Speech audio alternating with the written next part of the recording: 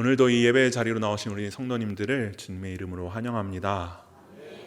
오늘도 우리 좌우에 계신 분들과 앞뒤에 계신 분들과 인사하겠습니다. 오늘 이렇게 인사해 볼까요? 이곳이 복된 자리입니다. 인사하겠습니다.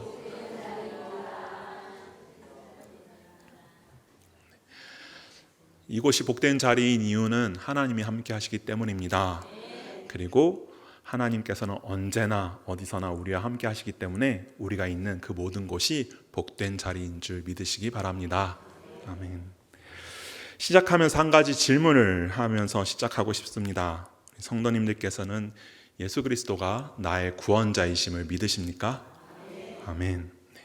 예수님께서 죄인인 나 대신 십자가에 못 박히셨음을 믿으십니까? 아멘입니다.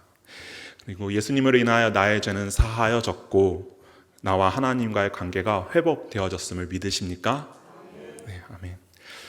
예수님은 우리를 구원하시기 위해서 하나님이시지만 사람의 몸으로 이 땅에 오신 구원자이십니다.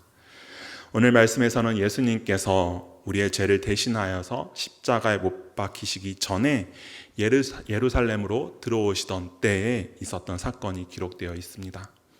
이 말씀을 통해서 우리의 구원자이신 예수 그리스도가 어떤 모습으로 우리의 구원자의 역할을 감당하셨는지를 살펴보고 또 구원자이신 예수 그리스도께서 하나님의 백성인 우리에게 바라는 모습은 또한 어떤 것인지를 말씀을 통해서 나누어 보도록 하겠습니다. 예수님은 십자가에 못 박히시기 전에, 다르게 말씀드리면 십자가에 못 박히시기 위해서 예루살렘으로 들어가십니다. 예루살렘으로 들어가면 십자가의 처형을 당할 것을 아셨지만, 자신이 죽게 될 것을 아셨지만 예루살렘으로 들어가십니다. 예수님께서는 예루살렘으로 들어가시면서 제자들에게 나귀와 나귀 새끼를 구해오라고 하십니다.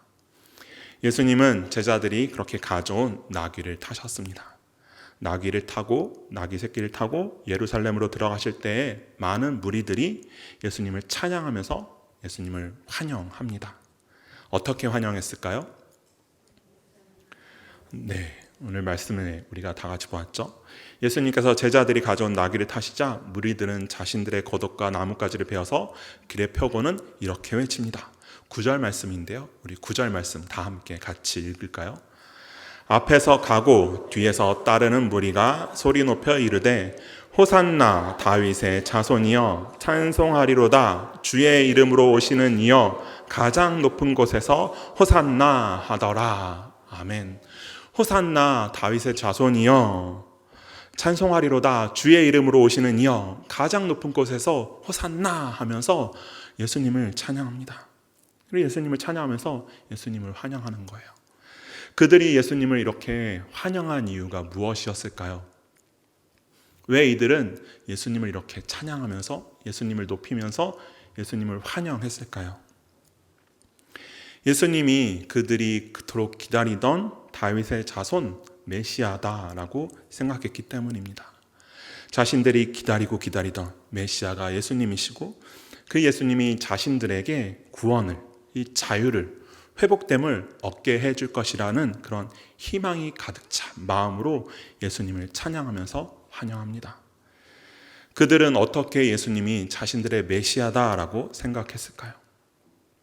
아마도 예수님에 대한 여러 가지 소문을 들었을 것이고 또 예수님께서 행하신 사역들을 직접 본 사람들도 있었고 또한 그들이 들은 소문, 그들이 본 그런 예수님의 모습들, 사역들이 이 구약에서의 예언대로 그대로 성취되어지고 있다라고 생각하였기 때문입니다. 스가랴 9장 9절에서 10절 말씀인데요, 제가 읽겠습니다. 시온에 따라 크게 기뻐할지어다. 예루살렘에 따라 즐거이 부를지어다. 보라, 내 왕이 내게 임하시나니 그는 공의로우시며 구원을 베푸시며 겸손하여서 나귀를 타시나니 나귀의 작은 것 곧 나귀 새끼니라. 내가 에브라임의 병거와 예루살렘의 말을 끊겠고 전쟁하는 활도 끊으리니 그가 이방 사람에게 화평을 전할 것이요 그의 통치는 바다에서 바다까지 이르고 유브라데 강에서 땅끝까지 이르리라. 아멘. 시온에 따라, 예루살렘에 따라 이 예루살렘을 그 시온과 예루살렘은 모두 예루살렘 그리고 이스라엘 백성들이라고 생각하시면 됩니다. 공의로우신 그들의 왕이 임하여서 구원을 베푸실 텐데 그분이 곧 나귀 새끼를 타고 오시겠다라는 말씀인 것이죠. 스가랴는 메시아이신 예루살렘의 왕이 나귀를 타고 오실 그날을 예언하였습니다. 예루살렘의 왕이 오시면, 나귀를 타고 오시는 그 예루살렘의 왕이 오시면 평화의 통치를 시작할 것이다 라는 말씀인 것입니다. 평화의 도시 이 예루살렘은 그 이름이 의미하는 것과 같이 땅끝까지 넘치는 평화, 샬롬의 도시가 될 것입니다. 그렇기 때문에 예루살렘에 모여있던 유대인들은 그것을 기대하면서 평화가 올 것을, 이 메시아가 자신들에게 평안을 찾아줄 것을 기대하면서 예수님을 환영하고 있는 것입니다. 예수님이 그들이 그토록 오랜 시간 기다려왔던 구약에서 예언한 메시아가 맞다라고 여겼기 때문입니다. 그런 기대를 가지고 예수님을 아주 크게 열렬하게 환영합니다. 그렇다면 그들은 왜 이토록 자신들의 구원자 메시아를 기다리고 있었을까요? 물론 구약에서의 예언이 성취될 것을 기대하면서 기다리는 것도 있었지만 이 당시 사람들은 이 메시아를 유대교를 정결하게 하고 불의한 자들을 벌하고 이스라엘 백성들의 대적들을 심판하는 이로 그렇게 여기고 있었습니다.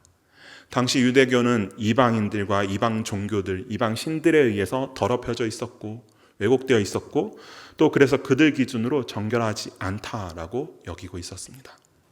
또한 이스라엘을 통치하던 이 로마와 같이 이스라엘 백성들을 정치적으로 괴롭히는 자들도 있었습니다. 이들은 그러한 자신들의 상황을 알고 있었고 구원자가 메시아가 필요한 상황이라는 것을 알고 있었고 그래서 메시아가 와서 이 모든 것들이 끝나기를, 이 어려움의 시간이 멈추고 고통이 끝나기를 기대하고 있었습니다. 그들에게 평화와 평안이 찾아오기를 간절히 원하고 있었고 그 마음으로 메시아를 기다리고 있었던 것입니다. 그래서 이 예수님이 메시아시다라는 것을 생각하고 있었던 이들은 그렇게 예수님을 열렬하게 환영하였던 것이죠. 예수님께서 예루살렘으로 들어가실 때는 유월절 시기였습니다. 매년 6월절이 되면 유대인들은 그 절기를 지키기 위해서 예루살렘을 찾습니다. 예루살렘 성전에서 제사를 지내기 위해서죠. 이때에도 아주 많은 숫자의 유대인들이 예루살렘에 있었고 그 수많은 사람들이 이 자신들의 겉옷을 벗어서 길 위에 펴고 나뭇가지를 길 위에 얹었습니다. 이 나뭇가지가 무슨 나뭇가지일까요? 종려나무 가지죠. 그것들을 길 위에 이렇게 폈어요. 이 위로 예수님께서 어린 나귀 새끼를 타고 지나갑니다. 구약의 예언이 이루어지는 순간입니다. 예수님은 이 구약의 예언과 같이 그들을 구원할 구원자로 그리고 또한 우리를 구원하실 구원자로 이 땅에 오셨습니다. 예수님은 자기 백성을 구원할 그런 목적으로 이 땅에 오신 구원자 예수 그리스도이십니다. 그래서 십자가에서 죽으심으로 우리의 죄를 대신 지셨고 우리의 죄를 사하신 분이십니다. 제가 처음에 시작하면서 여쭤봤던 그 질문과 동일한 것이죠. 우리 모두 아멘으로 답하였습니다. 우리 모두 이 땅에 오신 구원자 예수 그리스도를 믿는 사람들입니다. 그 예수님을 날마다 높이며 찬양하는 우리가 되기를 원합니다. 예수님께서 우리의 구원자라고 고백하면서 예수님을 높이면서 예수님을 찬양하기 위해서 우리에게 먼저 되어야 하는 것이 있습니다. 그것이 무엇이냐면 내가 죄인인 것을 고백하는 것입니다. 죄인으로서 결코 구원받을 수 없었고 하나님과 온전한 관계 속에서 있을 수 없었던 자임을 고백하는 것이 먼저 되어야 합니다. 당시 예루살렘에 있었던 유대인들도 자신들이 처한 상황, 메시아가 반드시 필요한 상황, 구원자가 반드시 필요한 상황이라는 것을 알고 있었습니다. 여러 가지로 억압받고 있던 자신들에게 평화와 평안을 찾아줄, 회복을 얻게 해줄 그 구원자를 찾고 있었던 것입니다. 자신들의 구원자가 꼭 필요한 상황과 자신들의 처지 속에서 메시아를 간절히 원했고, 그때 메시아이신 예수 그리스도가 오자 그 예수님을 환영하면서 찬양한 것입니다. 나는 죄인입니다. 죄인이 이 죄를 구속해줄 구원자를 찾게 되는 것입니다. 죄를 범해야 나를 변호해줄 변호사를 찾는 것과 같은 것입니다. 나에게 죄가 없다면 변호사가 필요하겠습니까? 내가 죄인이란 것을 인지하지 못하는데 변호사가 무슨 필요가 있다고 생각하겠습니까? 내가 죄인인 것을 알아야 우리의 구원자는 우리는 필요로 합니다. 여러분들은 죄인입니까? 죄인이신가요? 우리는 죄인입니다. 죄인으로서 우리에게는 반드시 구원자, 우리를 구속하실 구원자 예수 그리스도가 필요한 사람들이다라는 것입니다. 나는 죄인이라는 것을 우리 모두 깨닫는 우리 성명성교회 성도 여러분들이 다 되시기를 간절히 바랍니다. 그런데 내가 죄인인데 왜 그렇게 다른 사람들을 향하여서 죄인이라고 하지 못하여서 우리는 이렇게 안달이 나 있는지 모르겠습니다. 죄인끼리 서로 죄가 있다고 비난하고 손가락질하고, 내가 더 잘났다, 네가 더 잘났다, 내가 너보다는 덜 죄인이다, 너는 어쩌면 그럴 수 있냐, 나는 너같이 그렇지는 않아, 그런 마음들로 우리는 살아가고 있지 않습니까? 그런 분들 안 계신가요? 저만 그런 것 같습니다. 교회에서도 동일합니다. 우리 모두 죄인입니다. 나는 죄인입니다 라고 고백하면서 예수님께서 죄인인 나를 위해서 십자가에 못 박히시면서까지 나의 죄를 용서해 주신 것을 믿는다라고 하면서, 그리고서 우리는 다른 사람들을 향하여서 죄인이라고 손가락질하는 곳, 그것이 교회이지 않습니까? 이번에도 저만 그런 것 같습니다. 앞에서도 손가락질하고 뒤에서도 손가락질하고 앞뒤 양옆에서 손가락이 왔다 갔다 합니다. 가정에서는 어떤가요? 부부싸움을 할 때도 남편은 아내를 향하여서 네가 먼저 잘못하지 않았냐, 아내는 남편을 향하여서 당신이 먼저 잘못하지 않았습니까? 이야기하지 않나요? 부모는 자녀를 이해하지 못해서 자녀에게 섭섭한 마음을 가지고, 자녀는 부모가 이해해주지 못하는 것 때문에 섭섭하고, 우리가 죄인인 것을 깨달아야 합니다. 내가 죄인이다, 내가 잘못했다, 나에게 죄가 있다라는 것을 아는 것에서 우리는 시작해야 한다라는 것입니다.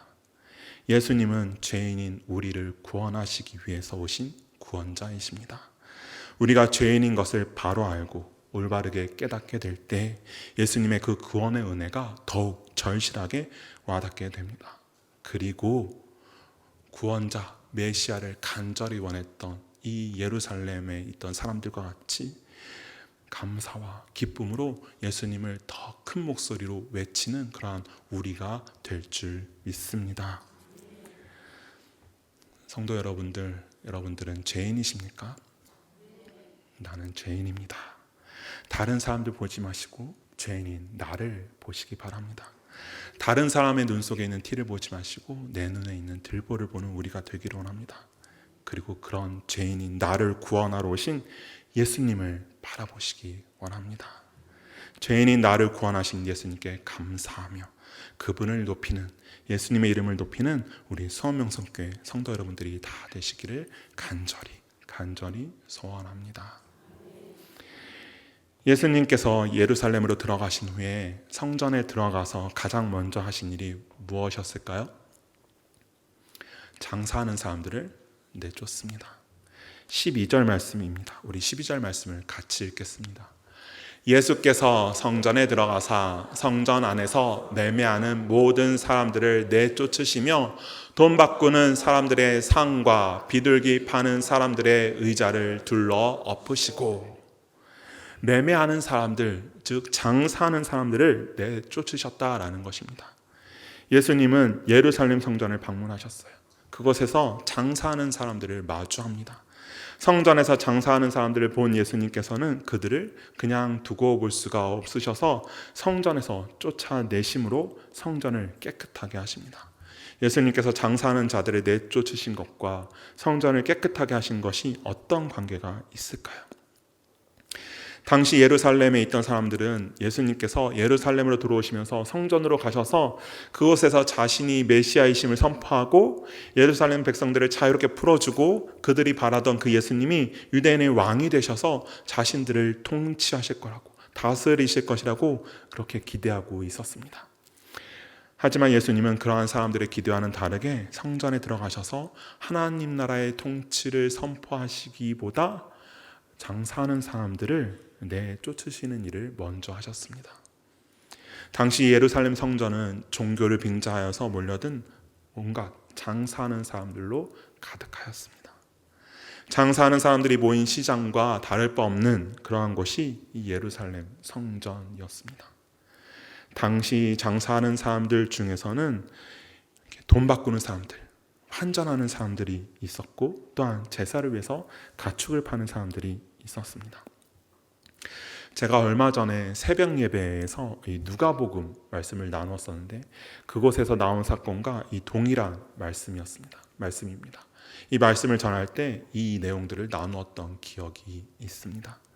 환전상이 이들에게 이 성전에 왜 있었을까요?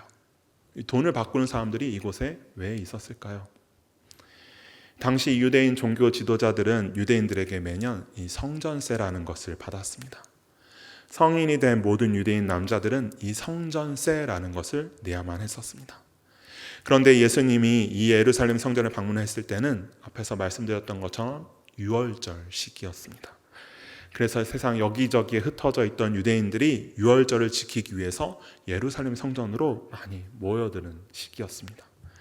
유월절을 지키기 위해서 예루살렘으로 모여든 이 유대인들의 숫자는 엄청 많았고, 이들은 이 성전에 왔을 때, 성전에 온 김에 이 성전세를 내려고 했습니다. 그런데 이들은 이스라엘에만 있던 사람들이 아니었습니다. 세상 이곳저곳에 흩어져서 지내던 사람들이었습니다. 그래서 각각 흩어져 살던 곳에서 사용하던 화폐들을 사용하였어요. 그리스나 로마나 이집트와 같은 곳에서 사용하던 그런 화폐들을 가지고 왔었고, 그런데 이 유대인 종교 지도자들은 하나님의 성전에 바치는 돈을, 화폐를 그런 불의한 이방인들이 사용하는 돈으로 바칠 수 없다라고 규정하였습니다. 그래서 이들은 그 외국에서 다른 곳에서 사용하던 이 화폐들을 유대인들이 사용하는 그런 화폐로 바꿔야만 했고, 그래서 이곳에 이 돈을 바꾸는 환전상들이 모여 있었던 것입니다. 그런데 이 환전상들은 아무나 이곳에서 장사하지 못했습니다. 종교 지도자들의 허락을 받고 또는 그들에게 고용되어서 그곳에서 장사할 수 있었습니다. 이런 환전상들은 환전한 금액의 일정 부분을 종교 지도자들에게 바쳤어요. 이 종교 지도자들이 환전을 통해서 자신들의 배를 불리고 있었던 것입니다. 그리고 환전상들은 종교 지도자들에게 바쳐야 하는 돈이 있으니까 정확하게 환전을 하게 되면 본인들에게 손해가 나는 상황이었습니다. 그래서 이익을 남기기 위해서 불합리하게 1대1의 상황에서 환전한 것이 아니라 자신들이 더 큰 이익을 남기면서 환전을 해 주었던 것입니다.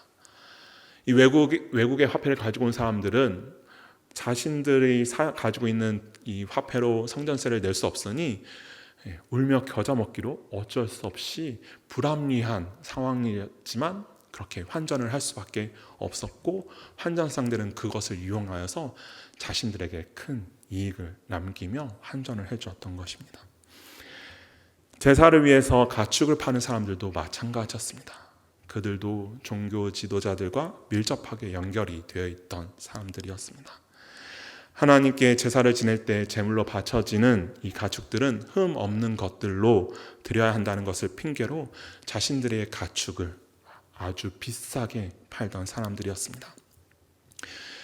자신들이 직접 이 제물로 바치기 위한 가축을 가져온 사람들도 있었는데, 그들이 이 가축을 가져오는 동안, 먼 길을 오는 동안 이 가축이 상했다라는 이유로 흠이 있다라는 이유로 자신들이 가지고 있는 가축을 꼭 반드시 사도록 하였습니다.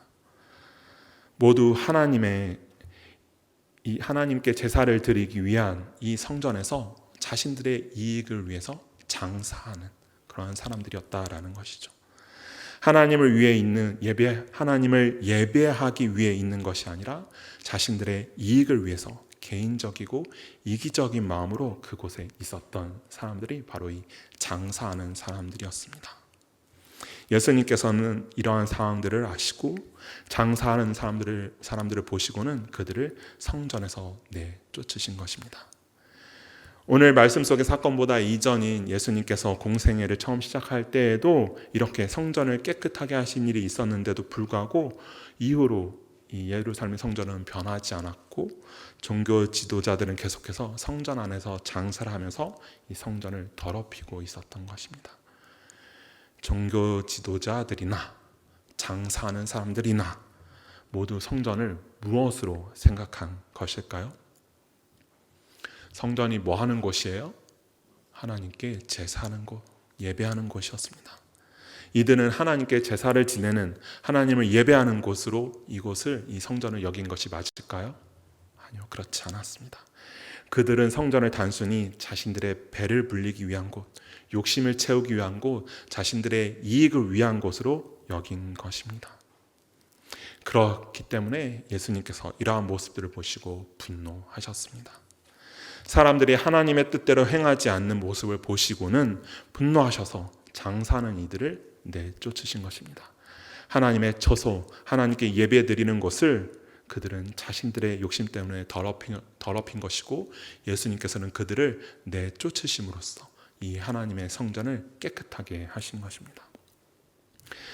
우리도 교회에서 우리의 욕심을 채우려 해서는 안 되겠습니다. 교회에서 내가 원하는 것, 내가 원하는 대로 내가 하고 싶은 것을 내세워서는 안 된다라는 것입니다. 교회는 그런 것이 아닙니다. 교회는 어떤 것인가요? 우리 13절 말씀 함께 읽겠습니다. 13절입니다. 그들에게 이르시되 기록된 바 내 집은 기도하는 집이라 일컬음을 받으리라 하였거늘 너희는 강도의 소굴을 만드는도다 하시니라. 아멘.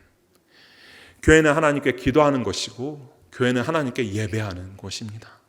하나님을 높이는 곳이고 하나님을 위한 곳입니다. 예수님은 하나님 아버지께서 참된 예배자의 참된 예배를 찾으신다라고 말씀하십니다. 요한복음 4장 23절에서 24절 말씀인데요. 우리 요한복음 말씀 함께 읽겠습니다. 아버지께 참되게 예배하는 자들은 영과 진리로 예배할 때가 오나니 곧 이때라. 아버지께서는 자기에게 이렇게 예배하는 자들을 찾으시느니라. 하나님은 영이시니 예배하는 자가 영과 진리로 예배할지니라. 아멘. 예수님은 성전에서 하나님 아버지를 구하는 자들을 찾으셨습니다. 자신들을 위하여서 장사하는 사람들이 아니라 하나님께 영과 진리로 예배하는 자들이 그곳에 있기를 바라셨다라는 것입니다. 하지만 예수님께서 이 성전에 들어오셨을 때 이 성전은 예수님께서 생각한 모습이 아니었고 예수님께서 구하는 자들은 찾아볼 수가 없을 만큼 더럽혀져 있었습니다. 하나님의 영광과는 거리가 먼 사람의 헛된 영광으로 희미하게 빛나는 곳이 되어버렸습니다. 예수님은 그런 성전을 깨끗하게 하시기 위해서 오신 구원자이신 것입니다. 성전을 깨끗하게 하시고 하나님과 우리와의 관계가 올바르게 회복되어져서 하나님을 온전하게 예배하게 하기 위해서 이 땅에 오신 구원자가 바로 우리 주 예수 그리스도이십니다. 하나님의 백성인 우리가 교회에서 해야 하는 것은 하나님을 예배하는 것입니다. 하나님께 기도하는 것입니다. 하나님의 얼굴을 바라보는 것입니다. 혹시나 그런 교회에서 하나님을 예배해야 하는, 하나님께 기도해야 하는, 하나님을 바라보아야 하는 이 교회에서 하나님이 아닌 다른 것을 바라보고 있지는 않은지 우리의 모습을 돌아보기를 원합니다. 나는 하나님을 올바르게 예배하는 자로, 영과 진리로 예배하는 자로 이곳에 있는가?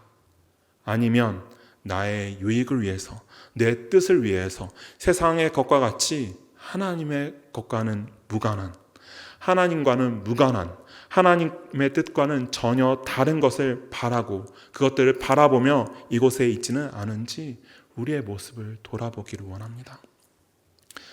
성도 여러분들은 왜 이곳에 있으십니까? 오늘 이 시간 왜 이곳에 오셨습니까? 하나님을 예배하기 위해서, 하나님께 기도하기 위해서, 하나님만을 바라보기 위해서 이 자리로 나오신 줄 믿습니다.